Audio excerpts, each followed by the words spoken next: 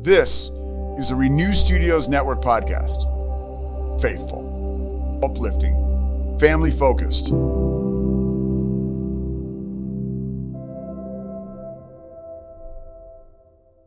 Abercrombie Kids is bringing the ultimate first day energy back to school. It all starts with on-trend outfits for that front door photo shoot, plus the coolest tees, shorts, and jeans to take them through the rest of the year. Get them ready for their close-up and keep them comfy too. Make this grade their best one yet. Shop all things back to school, in-store, online, and in the app.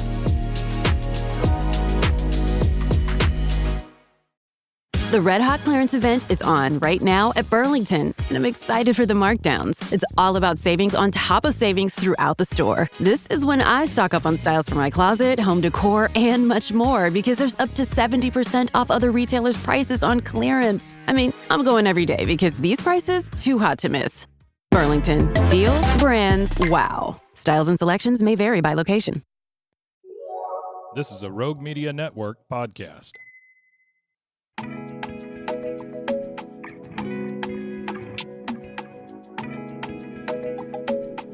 All right. Hey, everyone. Welcome to another episode of Relationships and Reason. And today is a very exciting day. We get to an exciting day. Bring on a guest, and Tinsy Covey. Covey? Yes. Am I saying that right? Sure. Yes. She said sure. Yes. Yeah. We will receive that. We'll receive that. We will receive that. And we're going to get into a very incredible topic, interesting topic here. But I want to, someone who knows you a little bit better than I do, I want Sophia to kind of maybe intro into this conversation a bit. Yeah. Well, Tinsy, we met you, what, 3 years ago when we were thinking about our kids' school. Yes. And Yes. which direction we should go in. And so we got to have a conversation with you and your husband on the phone, and you pretty much convinced us that This is what you should do. This is what you should do, and we are now at this school that you suggested. And from that moment, I remember at that conversation, and I left that conversation telling Jermaine, I was like, wow, they were really cool. I'm excited to get to know them better. And then life happens and we lost touch. And, but now we've reconnected through my son playing soccer. Shout out to soccer. Shout out to soccer. It's sports, right? Sports Yes. has a way of bringing people together Yes. more ways than one. And just kind of getting to chat with you a little bit more, learning more about what you do. And as we were thinking about this topic today, you were like the forefront of who we wanted to be the guest for us today. Absolutely. So today's topic is about being a resource without losing yourself, being a resource without losing yourself, and knowing when you do need someone to help you. Yeah. And I just get the sense that everyone that you meet and see, it's just like they feel like you are supportive. You feel like even in the first interactions, like you're one of those people that the first connection we have, and you can come in with just like a lot of thoughts. And as soon as we start talking to you, it's just like everything just kind of dissolves. It calms down. Wow. I'm like, okay, what am I doing in my life?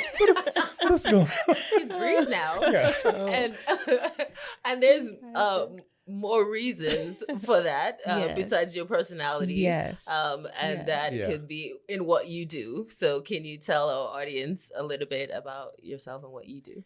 Yes. So do you want me to talk about what I do or the reason for what you just described? Well, both. We would like to hear your background. Yeah. I would say that the reason for that flavor, I must attribute that to Jesus. That's good. I must. Yes. So that is the reason. Yeah. There you go. I would say. So I love that. She said the reason for that flavor. Yes. The Yes. reason for that flavor Yeah. is Can you guys all feel like you just all calming down right now? Can you already feel it? This is what we're talking about. But okay, now tell us a little bit about what you do and what you specialize in. So I am a psychotherapist, and what that entails as far as the way that it looks in day-to-day practice is, so my husband and I own a private psychotherapy practice here in Waco. And what that looks like for me as a psychotherapist is I do lots of psychological evaluations with sweet nuggets that are a year and a half old, all the way through other sweet humans that are 102 years old. Wow. And so I do lots of psychological evaluations, assessing for things related to the ways that we move in life. And so that can look like neurodevelopmental evaluations with little bitty nuggets to see if there are factors at play like autism spectrum disorder or ADHD, but also taking a look at other factors such as depressive symptoms, anxiety symptoms, not just trying to put a label on people, but trying to partner with people to see what is the mural of your life, like who are you as a whole person, not what is wrong with you, but who are you as a whole person, and what are the seasonings that have flavored your life. And then with that, there, from a diagnostic or clinical perspective, a combination of certain symptoms or flavors often is called something. There's a diagnosable thing that it's called, and I don't view it as labeling people, but maybe partnering with them to lean into a roadmap. You know, so now that we know what these group of things that you're experiencing is called, we have a roadmap for how to navigate you toward peace and healing. The goal is not to just, okay, that's cool, you have ADHD, have a nice life. Bye. But okay, now that we know what that's called, how can we move and sashay toward peace and wholeness, you know? And so there's that part. And then there's also the therapeutic piece that involves that navigation part. So now that we've identified something, what are we moving toward? We're moving toward peace and wholeness and freedom and breakthrough, right? And so that part looks like a lot of not just talk therapy, I guess is what you could call it, but in having conversations, we would lean into things like, okay, tell me what it feels like to be you from day to day. What do you want it to feel like to be you from day to day? What are your core values? What are your core beliefs? And are you in alignment with those things? What are the capital T truths in your life? Not the lowercase t truth, but the capital T truths that navigate your life, because that affects how we move in life, right? So if I say, oh, I believe drinking water is really important, but you see that I look dehydrated, right? What do I believe? Right. Either I don't believe that drinking water is important, or I believe it's important for other people, but not for me, or my belief needs to align with my behavior, and I need to shift something about the way that I move about life so that I can drink some water and not be dehydrated. Does that make sense? Absolutely. I love that. Absolutely.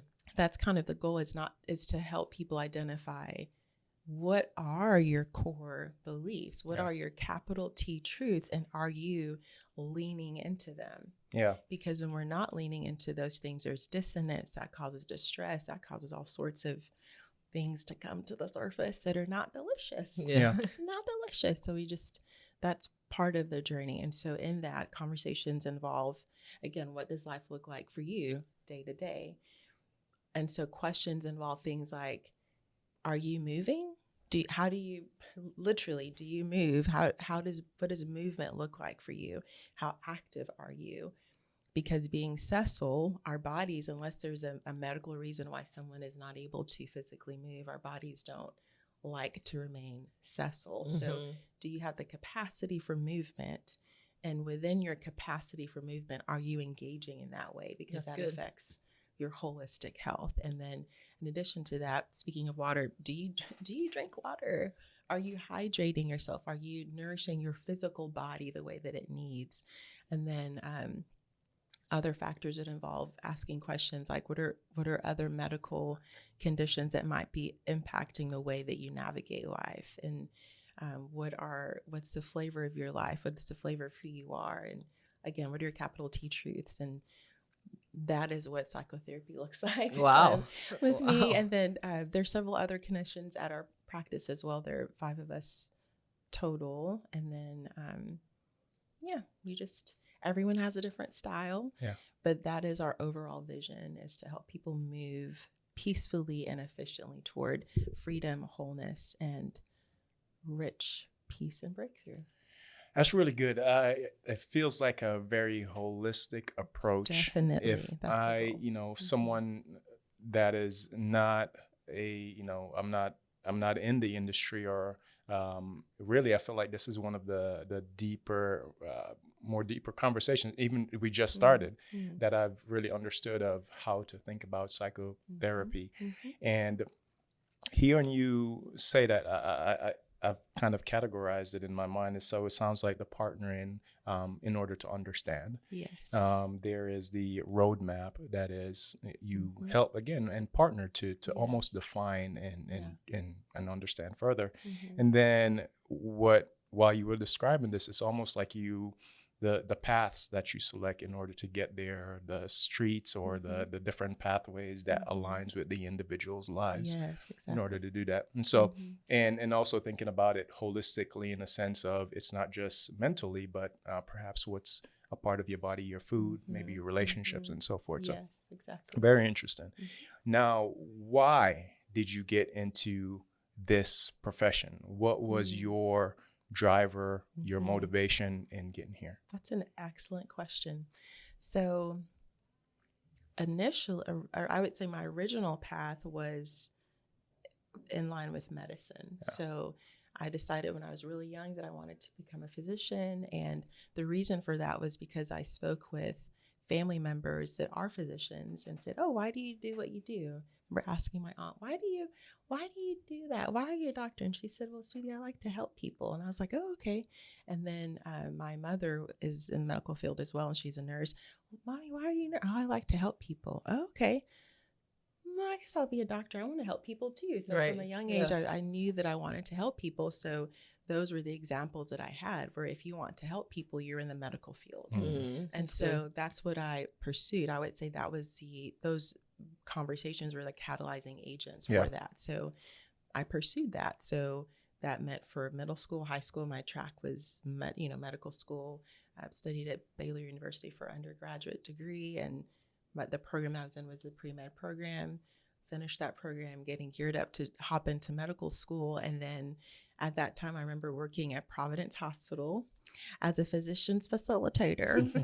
The position has since dissolved, but I was a physician's facilitator. And so and this is after graduating, finishing my undergrad, before entering medical school. But it's kind of like the in-between.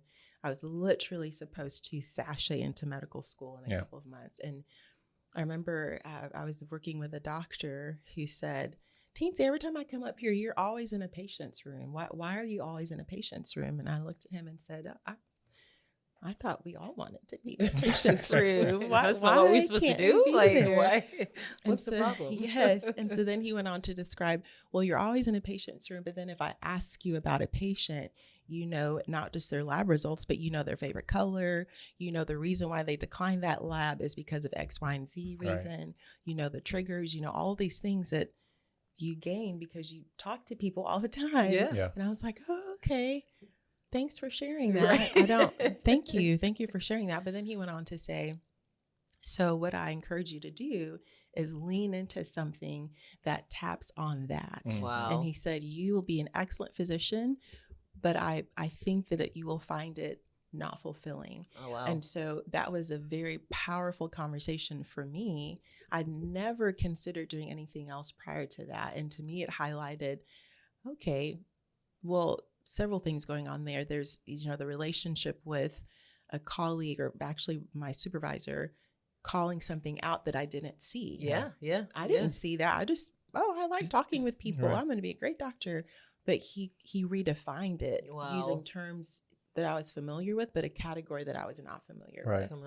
Yeah. And so when he said that, I was like, okay, thanks for sharing. And then immediately wept because I didn't know what to do with that. But I knew that I needed to receive it because I knew that what he was communicating, although I was not familiar with it, it didn't mean that it was wrong or incorrect or out of place because it resonated with a capital T truth in my spirit. Come on. Because sometimes I think people speak to us things that we're not familiar with or comfortable with receiving, but because we haven't heard it yet, we think we can't receive it. Yeah. Because I wasn't prepared for that. I can't receive it. No, yes, you can. Yeah, that's good. You can. That's really Something good. can be uncomfortable, but still peaceful when it resonates with a capital T truth in your spirit. I love that. And so, yes, I wept, but also it was so powerful because I needed to lean into the truth of what he was actually speaking. And so after I wept, and then I started to consider, what am I grieving? Why the tears? He didn't say, Teens, you're a bad person. Teens, you'll be, no, what am I grieving? So I needed to acknowledge that part because I was about to make an exchange. Come on. Yeah. An exchange for something good for something that was best. Wow. Right. Yeah. And so I was like, okay, God, what do I do? What do I do with this? And so after sitting and praying with the Lord about all of that situation, this image came to mind of a bowl of fruit. Okay. And I love strawberries. Like I love strawberries. Love them.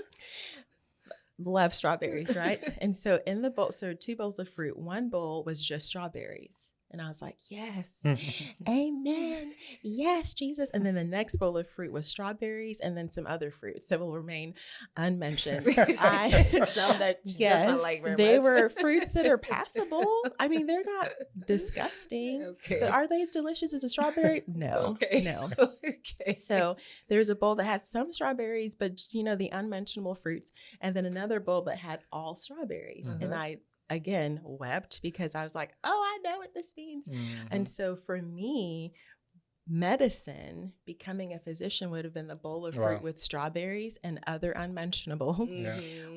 But there's something else that would have been best that is just the bowl of strawberries. And so in that moment, this question rose up in my spirit of, will you settle for what is good or will you lean into best? Wow. Right? That's touching a lot of the things that we discuss in this podcast. First of all, just hearing that, and I don't think you probably had, I don't know if you had the language at that time to define it so eloquently as you just did right now, that period of that transition, right? And we've been to acknowledge, hey, something has passed. Yes. And now I need to go into something and then leaning into and trusting God has something better for you. And to see that revealed.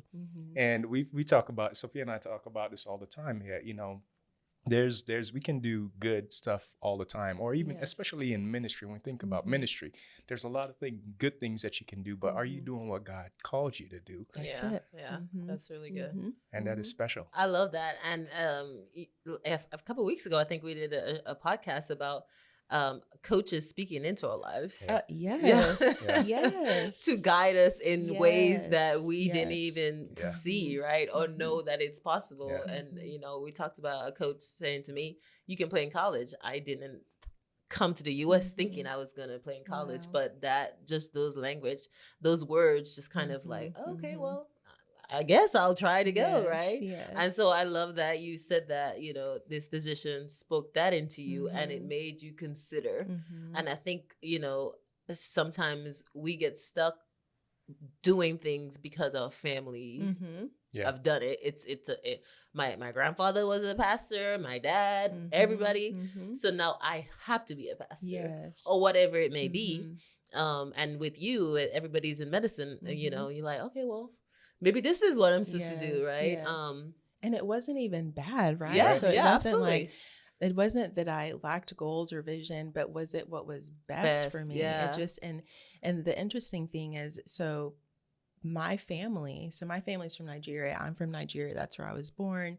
I'm an American citizen now, but I'm a Nigerian American. Right? So the Nigerian culture, what do you mean you switched from that? What switching? For what? The Lord said. Did he say? We already prayed about this. Yes. The Lord already showed me a vision. So what? But even the response of my family, they're like, okay. Oh, wow. You feel like God said, okay, all right. So what did he say is coming next? Right, that's the thing. But that's the thing. It's like, what's coming next? So I think that it's pivotal to recognize the importance of leaning into other people speaking into our Yeah. lives. You know? So that physician had said, oh, I think you need to lean into something different. And, you know, I think that you'll find being a physician not as fulfilling. And if I had said, you know what, he is so rude and I can't believe he said that. He's coming against my goals. Like if I lacked the humility to even consider, and I'm just going to be an island and only do what I think. No. You want to be enjoying life the way that you are right now. No, there's such significance in leaning into not and being able to challenge the things that I considered before, and not consider the journey as wasted, right? So the journey of getting to medical school was not a waste because I do integrate a lot of that perspective into my practice. So it wasn't a waste. It also was not poor me. All of my plans are changing. No, it's okay. We're leaning into this new adventure of best. You know. So anyway, go ahead. I just wanted to jump that. That's really good. And I was going to ask that question as well. Do you feel like that experience that, you know, medical school brought you, how it played a part into that transition? And it felt like it was just a direct connection. Yes. It's especially if you received it. I think a lot of times there is, you know, that transition point, but for us, it takes a long time for us to see the point that, oh God, you orchestrated that. Exactly. That was a part of it. Exactly. But you received it and were able to transition into that. One thing I want to ask is, you know, it seems like you're very intentional with words. Yes. Yes. And so I want to understand, you know, even maybe in that time, how you received those words, and then you kind of touched on it a little bit with your family, but even now, like how do you, I guess, approach just your language, and how is that kind of played a part in the way that you're developing your practice and the way that you know, navigate life? Yes. Words are so powerful. Right? Scripture talks about the power of life and death in our tongue. In our tongue. And yes. This little thing. This little bitty this thing. This little thing that can get burned if you drink water that's too hot. Like it's so sensitive but powerful. Come on. Powerful. And so the tongue is powerful. And so the reason why I try to be intentional with words is because I recognize the power that can be in our words. You know, what we can release into the lives of other people with our words, what we can receive into our own lives with our words, you know? So if that doctor that spoke to me at the hospital had said that, and then my words to him were, I reject and I don't receive that because what would I have spoken over my life at that point, you know? Wow, and so I think that the things that come out of our mouth, they start first internally. They come from somewhere, right? Our thoughts, our heart posture is reflected in our speech. And so the words are really important to me because it matters what we speak over our lives, and it matters what we speak over the lives of other people. And so I'm not going to let words proceed from my mouth that are not in alignment with the capital T truth that I believe about not just myself, but other people as well. You know? So if I don't believe something about another person's identity, I'm not going to speak it. If God believes that this person is valuable, then my words need to be in alignment with that. Wow. If God loves this person, and he does, because he loves all people, you know? Yes.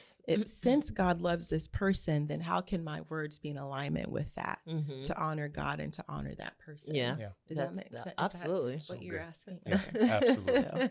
Absolutely. And again, we are talking about being a resource in someone's life without losing yourself. And, you know, the physician was a resource in your life to guide you into this place. And so with our listeners who are facing a situation, whatever it may be that they're struggling with, how would you advise them to go about, if they are a resource in someone's life, to make sure that they don't lose themselves in that, and knowing not to give too much or to give to a certain extent, and knowing when they need a safe space for them to reach out and touch. Does that make sense? It does. That's an excellent question. The first question, I guess, in response to that question is, what is the purpose of that role as a resource? So that physician in speaking with me, he was not looking to gain anything from Yeah. me. He was not looking to make himself feel more important by giving me some words of wisdom. Yeah. I genuinely sensed that he was sharing with me and being a resource to me for my good. Come on. And he, because of who he is and his journey in faith, he was in alignment with God. Yeah. And he felt like I'm going to invest in Teensy in this way. So it just was really, I think it was evident that he knew the reason why he was investing in me. So I would say that's an excellent place to begin is, what is your motivation? Yeah. Why are you a resource? And is it to fill a need in yourself? Wow. Is it from a place of deficit or Right. insecurity? Yeah. You want to be a resource out of insecurity? Well, what fruit is that going to bear? You know, is it for the other person or for you? Right. Yeah, that's really good. And it's not to say that we all have to be perfect before we're an excellent resource, but I think even being aware of our not deficiencies, but being aware of our vulnerabilities and recognizing, okay, what will be my litmus test for when I start to get off track? What will be my litmus test for when I begin to lean more into benefiting myself and not this person or these people? So I think being an excellent resource has to do with being a clear, clean vessel, not being perfect, but being aware of the things that can impact the manner in which you are a resource. That sounds like a lot of awareness. Mm-hmm. And self-awareness. Yes. Mm-hmm. And we are not all there yet, right? We are, I think about how, automatically, a lot of times you see, perhaps you see a friend or someone, and it seems like there is a need. There is somewhere where you might be able to help, or a relationship, and you figure, hey, I can jump in and support you right there, and so forth. But before you get into that, as you're saying, understanding, where your vulnerabilities are and so forth, how do you, as an individual, how do you kind of self-check and understand, like, how do you kind of check your mental state in order to truly support someone? Yes. So for me, it starts with asking the Lord, okay, Holy Spirit, search me. What is my motivation? Before these lips start moving and things start flying out, Holy you're Spirit, like, please come back. Yes, I retract that. Come on back. I retract. It's easier to pause than to retract a statement. Yeah, I would rather pause than to say something out of turn and then need to retract it. But no, none of us are perfect. Nobody's perfect. So there are times where you say something and then you're like, hey, actually, that was hold not. up, take that back. Sorry, that was not it, But at least if we start with the posture of, well, let me at least try to ask the Lord first. Right. So for me, it starts with asking the Lord. Yeah. Okay, what do you have for this person? Not what is the thing that I can do. Right. Because I want to partner with the Lord. Yeah. I don't want to partner with myself. I want to partner with the Lord. So Lord, what do you have for this person? And is what you have for this person in alignment with who you've made me to be? Do I need to be the one to deliver that? Or do I need to be the one to journey with them as they go to the other person that can deliver that? Is good. That's so and good. so that is where I start is, okay, Jesus, what do you have for them? And is that in alignment with what you want my role to be in their lives? Because if I can put Jesus in the front, then I can dilute or hopefully negate my own selfish ambition or insecurities that are motivating me to try to get a need met by helping someone else. Because that comes out sideways later on down the track. If that was part of the motivation, that stuff comes out. And then it's like, oh, well, why am I upset that they're not doing what I thought they should be doing? That has happened to me. That has happened to me maybe too many times. Oh, is it about them or about me? Right, absolutely. Okay. Absolutely, yes. I'm Let like, me sit why don't you just down. do what I asked you to do? I know. And do it my way. I love that you said that. And you mentioned before, like, your litmus test. And knowing when you've had enough. I don't think many of us know that. when we've had like when we've reached a limit to what we can give, because most of us give so much that we give out of what we don't even have. So it's almost like, how do you know that you reach your limit?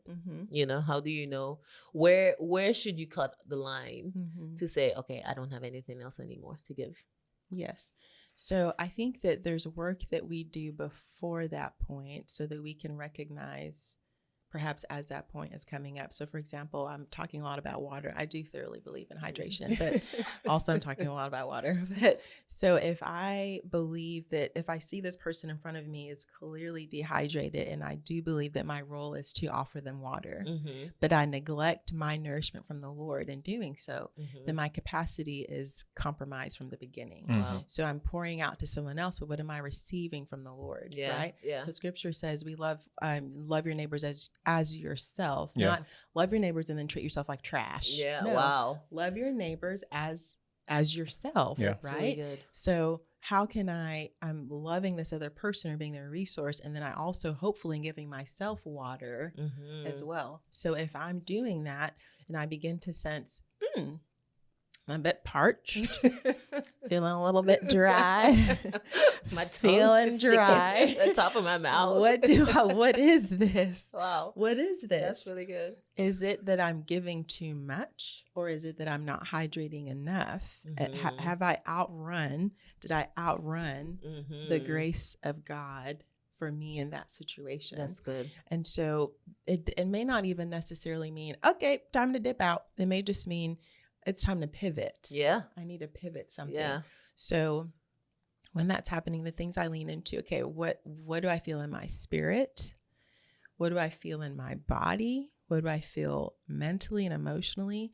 And not just blowing past things that I sense. So if I'm feeling exhausted, or the person starts walking up to me, I'm like, we talked about this before. I feel like I'm going to melt. What is that? I'm like, okay, Jesus, that's not how you view that person. Oh my gosh. So something's going on. Yeah. What's going on? Absolutely. So what is that? Is it my flesh? Yeah. Is it that maybe I'm meant to continue investing in that person, but I'm off? Like I need to get myself in alignment, right? Does that make sense? Yeah, So checking absolutely. with your spirit, and then we're mind, body, spirit, and soul. So my spirit, I can sense something in my spirit, but my body can manifest that as well. That's really Yeah. good. And so the person walks up to me, and I always have a headache every time this person comes up. Every time you come in the room, something happens I to me. just have a headache. What is that? I have a headache and I feel like passing out. What is it? You know what I mean?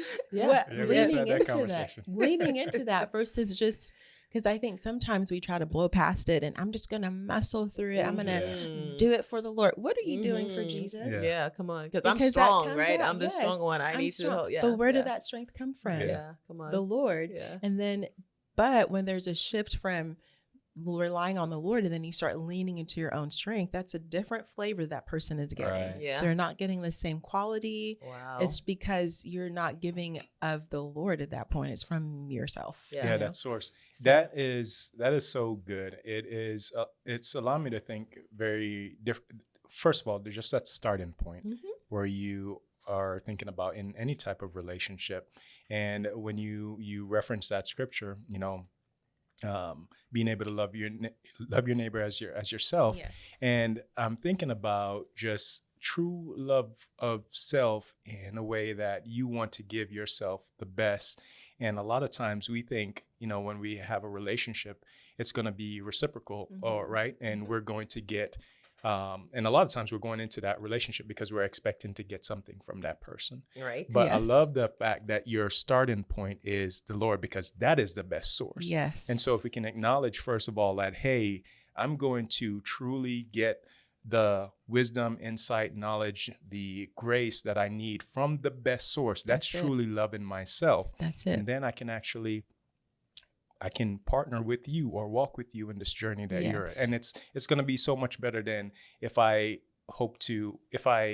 try to do this myself, or if I try to do it just with you. Yes, exactly. I love that. I think that there are many times when if we take this perspective Okay. and look at every person, and before we even go into a relationship, a conversation with them, and you're like, okay, Lord, what do you have, Yes. for this person? Mhm. I know many of us we accept jobs, we meet, we want to Mhm. connect with people because Mhm. we are thinking like, okay, this person can give me this, Mhm. this, or this, or Yes. I can do this for this person Mhm. that's gonna Mhm. give me back something. Yes. And so we kind of have that personal Mhm. advantage of why we are doing Yes. something. Mhm. But if we take that perspective of like, okay, God, what do you have for this person, or how do you want to use me in this person's Mhm. life? Then it takes away that like personal validation that we Mhm. often feel like we are wanting, Yes. to when it comes to like relationship, friendship, Mhm. helping people, Yes. Yes. because you mentioned like what is the selfish desire Mhm. behind helping Yeah. someone, and I Mhm. think a lot of times there is a selfish desire, Mhm. Yeah. like Mhm. I'm doing this because I'm gonna get something out of it, Yes. Mhm. they're gonna connect me somehow, and Yes. we go out of our way, we put Mhm. ourselves in different situation that's painful Mhm. because we're thinking, okay, well, it's gonna benefit me later, Yes. and Yes. we are hoping that it does, and sometimes Mhm. it does, sometimes it doesn't, Mhm. but more often than not, we do get hurt by those Yes. situations because of Yes. that personal, Yes. validation that we're looking Mhm. for. And Uh, I feel like God in his grace, there when we engage in that level of relationship with other people, there are often times when he has a gift for us in store in those yeah, yeah, relationships, but it's yeah. not the gift is not being manifested because we strained and worked really hard to Right. squeeze it out of heaven. Yeah. That's not Yeah. what it is. It's the literal manifestation of the goodness and Yeah. the grace of God. But I think leaning into and trusting him first and asking that question of, okay, what do you have for that person? Often there is much that we receive Yeah. that is a gift, Yeah. perhaps not always the gift that we thought we would Yeah. receive, or even if we were thinking we would get one, but it may not always look the way we thought it would. But God is good, and he is gracious, and he's very generous. Yes. And so he does manifest his goodness and grace in relationships often. I think it's important to lean into trusting his nature, Right. and not just trusting an outcome, Yeah. but trusting his nature in those Yeah. navigation points. Really good. I love that. I'm gonna pivot here to an extent when it comes to like professional help that I feel like, back in the day, getting counseling or getting help was kind of like I don't want to do that because Yes. Yeah, I there's a don't want to. stigma around Yeah, it. there's Yeah. a For stigma sure. around that, but fortunately, there more people are open to like seeing a therapist, and we have seen the importance of that and the necessity Yes. for that, and in every walk of life. Yes. There's Yes. not one that's more deserving than the other. Yes. So when it comes to like counseling or coaching or being a mentor, is there a difference? Do you know when to use one more than the other? Should everybody have a therapist? Should when, at what point would you advise someone to, hey, it's probably time to go see somebody to talk this through? For sure. I think that that's an excellent question. I think that it's recognizable that you may consider leaning into a therapist when the flavor, the authentic and the rich flavor of who you are as an individual becomes impaired. And the way that you present your seasoning, the way you present your flavor is impaired, meaning there's a level of dysfunction in how you're moving in life. Wow. And so that means that an example would be if I'm a runner and I find that I don't want to get out of bed. Yeah. I don't want to move. It's not just that I don't want to run. I don't want to move. Wow. I don't want to get out of bed. I don't want to eat. I just don't want to do anything. That is in opposition to my core nature. Yeah. Yeah. Right. Yeah. And so that is a time when you would lean into a therapist. At that point, that is that is beyond a coach, I think, Mm-hmm. because a coach will encourage you. Okay, will encourage you. But if you're like, that's great, but I have no motivation. Yeah. I have nothing to work with. A therapist will look at some of the clinical or medical, mind, body, spirit, all of those things, those connection points that are impacting why you don't want to get out of bed. Mm-hmm. Why is there dissonance between your nature Mm-hmm. and your presentation? Yeah. Yeah. I love that. Yeah, I had the same question before you asked that, and the definition that you had behind it. Really, I wrote this down: in opposition to your core nature. Yeah, I've never heard it again said like that, but it feels very tangible, right? That feels very something that you can almost define. You know, you are as an individual perhaps a connector. You love people, you love being around people, but you find opposition to that. You know, Yes. I can see more people understanding when to get help through something like that, a definition like that. Excellent. Yeah, and again, you were giving us so much nuggets. So I think hopefully our listeners are like taking notes from this, because I feel like this is I got a bunch of notes over here. A therapy session. When it comes to the importance of what you just saying, like you're feeling not like yourself anymore. Can you talk about the importance of like community and having people around you to even point that out, to say, like, hey, I haven't seen you. You know, like where are you? Everything okay? Like the importance of community. When we're talking to people who are like the givers, the leaders, right?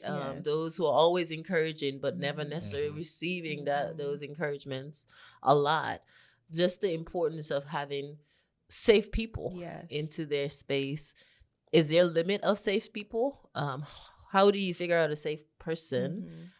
What type of community would you say will be healthy, beneficial, necessary if we're talking about like leaders or those encouragers that don't necessarily receive it as much? For sure.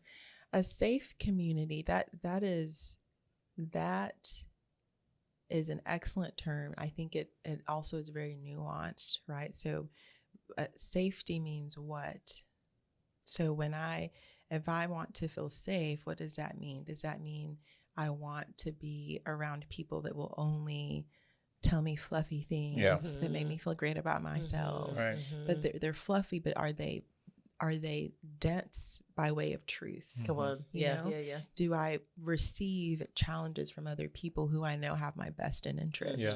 Because I think sometimes we think of safe community as only people that they just need to tell me all the things that I already believe and can never challenge me.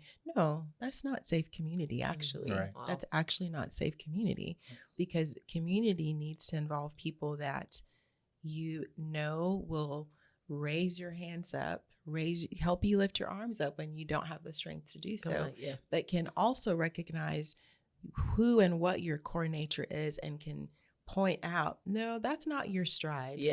That's not your pace. That's actually not your flavor.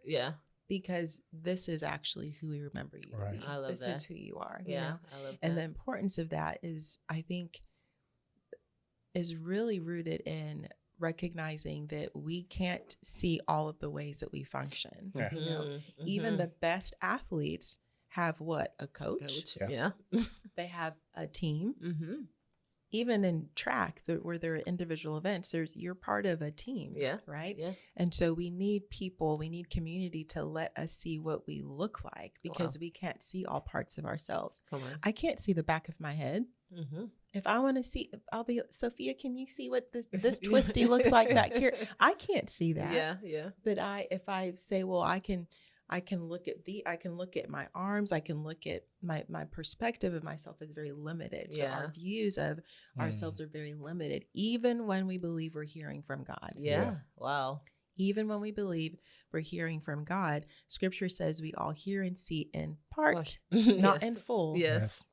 No individual has a full revelation of all truth. And so we need community to point out that which we cannot see I love that. about ourselves, about the world around us, about what capital T truth could look like in our Right. lives. And so I think that safe community needs to include people who are willing to journey with us and love us enough to say things that may not feel comfortable, but are Mhm. still delicious Yes, Yeah. because absolutely. they're truth. Yeah, yeah, yeah. And people who are willing to, yes, encourage, but encourage doesn't mean just make you feel good about yourself. Encourage is a lifting up, is a lifting up. It's not always soft and pretty. Yeah. It can be firm and gentle, you Yes. know? And so community is really important because it helps highlight things that we can't see individually, but it also needs to be people that are willing to tell you the truth of what you need to hear Yeah. Mhm. when you don't necessarily want to hear that. And I think that for individuals who are leaders and givers, that can be an awkward space Yeah. because you're used to being the one to tell Right. other people Come what on, they yeah, look yeah, yeah. like. But there's a posture of humility that's necessary in leadership. That's also necessary in the community of leadership to be able to receive. Mhm. Because if you can't receive as a leader, uh-oh. Right. Uh-oh, you need to be able to receive as a leader, Yeah. you know? Yeah. And so the givers and leaders need community as well, because even leadership is done with partial revelation. Yeah. You only see and hear in part. And so it's helpful to be refilled as leaders and as givers to know that you too can receive Yeah. some things, you know, and I Yeah. think it gives flavors compassion for when leaders are Right. leading other people and Mhm. shepherding people. Having been a recipient, your posture is different Yeah. when you lead out of that place. How do we go about having those people in our lives? Do you just go up to a person and say, hey, You look you safe. should be You speaking? look safe. Yeah, You look safe. Yeah. Can you be my person? And I need about 4 of you. Yeah. Like, so go and find another. Please provide a Yes. Somebody referral. that looks like you. Yes. That is an excellent question. I think discernment, obviously, again, asking the Lord, Yeah. because sometimes things or people appear in a way that they're not, you know, Yeah, and absolutely. I think that there are also varying tiers of community. There's your outer circle, people who are, okay, I can receive a little bit from this person. That is a level of community, right? But then there's the people that are in the medium level where you know what depth to share with Yes, those people, and you know yes. what to not share Gotcha. possibly. Come on. And then there's your inner circle people that you can just share everything with, and you know that there's depth with them that's different from the outer circle crew. So I think it's important to recognize that there can be tiers Yeah. of community. Also, I think recognizing safety, like safe community, again, goes back to discernment and just saying, okay, when I share at this level with that person, what is the fruit that I experience from that? You know, when I experience it, okay, when I go a little bit deeper, what's the fruit of that? You know? Yeah. So I think that discernment is key to recognize who you're supposed to be linked with, because some people appear like, oh, this person would be great, but who said, what is that Right. based Come on? on. Do they seem cool? Or what about that person in the corner that you completely dismiss because they Yeah. don't look as cool? Yeah, Right. yeah. They don't look as cool, but that could be your core person. You just pass over because they don't look a certain way. Right. Yeah. Yeah. They They don't do look like they things a can certain give way. me what I Yes, need. Yes, Yeah. exactly. So it goes back to Yeah. Jesus, help me. Do you give those individuals sort of tests and trying to, we were talking about this at dinner not too long ago, a friend of ours speaking about how we develop some of these relationships over the years and realizing who was a part of that inner circle versus who was a little, you know, maybe they wanted to be, but after some challenges or even some conversations, you figured, oh, okay, they're not as invested as I hope. Do you intentionally give people sort of tests on where they are in your life or how they would react to what you're going through as a? I frame it as authentic journeying, right? So if I am journeying with someone and I recognize, oh, based on that experience that just occurred, I now see that that was for a season. Yeah. You know, Yeah. that was failed for a that season.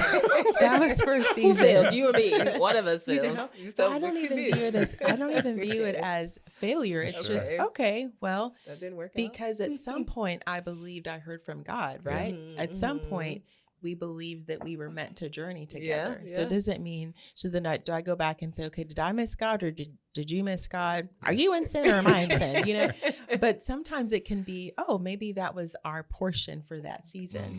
Come on. Yeah, Maybe I that love was our that. portion. That's I love good. that. And I so, love but that. if I have the perspective of you failed me, no, what Yeah. if that was just a portion? Right. Wow. But now I've judged that person by saying they failed. No, maybe Right. that was just, Yeah. that was it. That was what they were here for. And they I did feel it, like and that, I'm sorry, that feels like it takes a certain type of confidence and just trust in God and who you are and where he's taken you, Yes. right? To say that, right? Mhm. To not feel hurt that someone is not there with you for as long as you thought they were going to be Yeah. there with you. Yeah. And I think it's important to recognize and not pretend when you're disappointed. Like we recognize disappointment because we also don't want to be like, okay, that was my portion. Yeah. All right. It's all delicious and lovely. On to the No, next. that Thank does you, not feel Jesus. good. Yeah. It does not Yeah. feel good. You just being honest and raw before the Lord and making sure that if there's communication that's happening with that person, you're not blasting and defiling that person, Yeah. but just, hey, I'm recognizing that we're pivoting. Think we're pivoting. It's just, I can say that it's disappointing, but that person is not Jesus. Yeah. That person is not the fullness of everything that I need. Yeah. And so I'm not going to put an expectation on them to be more than what they were even made to be. So good. So I can still acknowledge my disappointment and be like, Lord, Yeah. I thought Mhm. that was my person. And all of this happened, you know? So I think that it's important to grieve and recognize it so that I don't take that residue and carry it into the next relationship. But now what could have been grief properly processed is now bitterness Wow. and resentment that I've Come on. taken into this new relationship. Wow. This person has nothing to do. The Yeah. new person has nothing to do with the previous friendship, but I'm salty and now I'm acting a certain way Right. based on Carrying all unresolved these disappointment. bags. That's now bitterness, Yeah. you know? And so I think it's important to recognize disappointment, call it what it is, but not to live in that space. Yeah. You know what I mean? So good. Absolutely. I can sit here and just talk to you forever, just about all this wisdom that you are sharing here, and you talk about carrying over, bitterness or not grieving properly, carrying it over to the next relationship, and so we're gonna continue on our conversation into our next episode whenever we can invite you back on, because we definitely want to keep hearing more from you. That'd be great. This Maybe was we so just good. need to have a tinsy hour. We just, we just. once a month or once every 2 months, like a 2 hour if you want therapy. Let's start doing call-ins. Call-ins. Miss Titsy, well, I have a situation that I'm going to say, what did Jesus say? First. What did Jesus say? Could you tell our listeners how to find you, where to find you, if they're looking for therapy? Are you open to people calling, or how can people reach out if they need help? Yes. So the name of our practice is ETSA Counseling Center, PLLC, and we are located in Waco, Texas on 3500 Hillcrest Drive.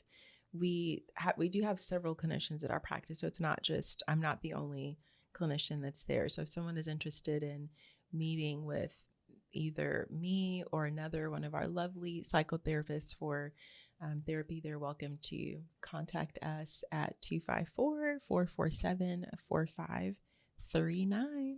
They can also just, if you Google ETSA, E as in everyone, T as in taste buds, Wow. S as in savory, Okay.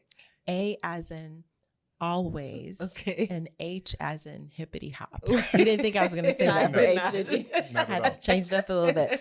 So if you just Google ETSA counseling in Waco, Texas, the website will come up. Incredible. I love that. I absolutely had an amazing time chatting with I you did today. too. I thoroughly enjoy you all. Thank you for being our guest today. We Oh. really appreciate it. We'll definitely love to have you back on soon. I'm humbled by the invitation. Yeah. Thank you. Awesome. Well, thank you all for tuning in to this episode. Again, as you can see, it was a very special one.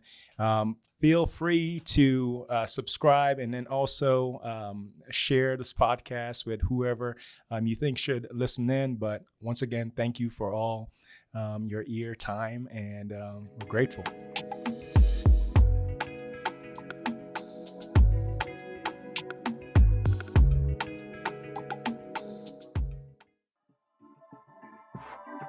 This has been a Rogue Media Network production.